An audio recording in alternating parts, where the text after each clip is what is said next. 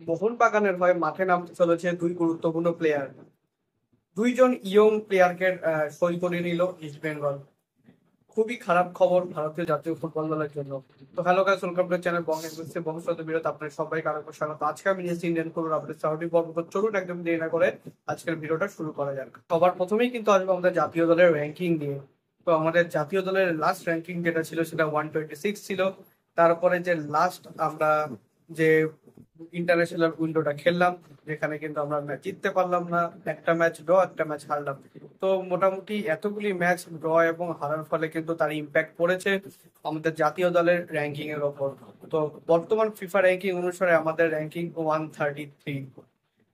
এইভাবে যদি চলতে থাকে তাহলে কিন্তু 150-তে পৌঁছাতে আমাদের বেশি দেরি লাগবে না। একটা সময় আমাদের র্যাঙ্কিং ছিল কিন্তু 100-র নিচে চলে এসেছিল 2000 আপনার 17-18 ওরকম সময়। সেখান থেকে কিন্তু মানে এতটা বিপর্যয় কিন্তু কেউ হয়তো স্বপ্নেও কল্পনা করেনি। যাই হোক, নতুন যিনি কোচ আসবেন তার হাতে কিন্তু দায়িত্ব থাকবে সবার প্রথমে ভারতকে ভালো ফুটবল খেলানো এবং ভারতের র্যাঙ্কিং এর কিন্তু একটু ইমপ্রুভমেন্ট করা।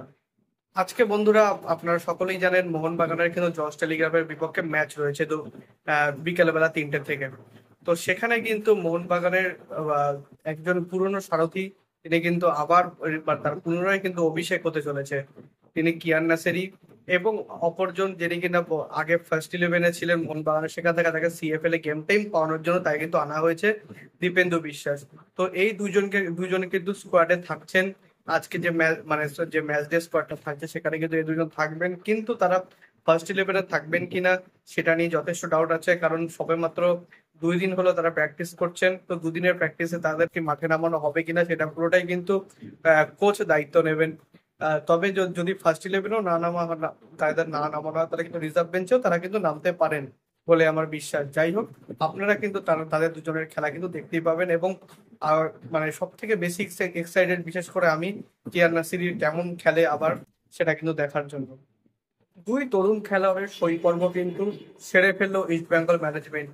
কারা যে সেই দুই খেলোয়াড়, এর আগেই আমি বলেছিলাম দুজনের সঙ্গে কিন্তু ডিল ডান হয়ে গিয়েছে। এইবার কিন্তু 3 বছরের চুক্তিতে অর্থাৎ 2028 অব্দি এই দুজন প্লেয়ারকে কিন্তু সই করে নিল। প্রথমজন হচ্ছেন ডিফেন্ডার মার্টান রায়না, তরুণ দীর্ঘদেহী ডিফেন্ডার এবং যথেষ্ট ভালো পটেনশিয়ালের প্লেয়ার।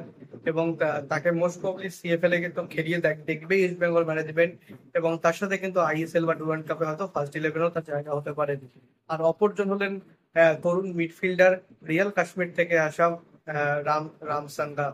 তো রামসাঙ্গা তার বয়স বর্তমানে মাত্র 24 বছর বয়স, এবং তিনি কিন্তু অলরেডি ফার্স্ট ইলেভেনে কিন্তু খেলার কিন্তু যোগ্য একজন প্লেয়ার। তো দেখা যাক, ইস্ট বেঙ্গল কিন্তু বর্তমানে বেশ ভালো দল করছে। তো ইস্ট বেঙ্গল ফ্যান্সরা আপনাদের এখনো অব্দি যা সাইনিং হচ্ছে সেটা নিয়ে আপনাদের কি মতামত আমাকে কিন্তু অবশ্যই কমেন্টে জানাবেন। সো এই অবধি ছিল আজকে আপডেট ভিডিও। যদি ভিডিওটা ভালো থাকে অবশ্যই লাইক করবেন, চ্যানেলটি চাকরি সাবস্ক্রাইব করে বেল আইকনটা অবশ্যই প্রেস করে দেবেন আমাদের সমস্ত ভিডিও আপডেট নোটিফিকেশন সবার আগে পাওয়ার জন্য। এছাড়া আপনারা আমাদের সোশ্যাল মিডিয়া হ্যান্ডেল ফলো করতে পারেন, লিংক আমি ডিসক্রিপশনে ফার্স্ট কমেন্টে দিয়ে রাখবো। সঙ্গে এক্সট্রিমাস ফলো দেন, ছোটখাটো কিছু আপডেট সেখানে দেওয়ার চেষ্টা করি। আর দেখা হচ্ছে পরের ভিডিওতে। আপাতত bye bye, glory glory man United.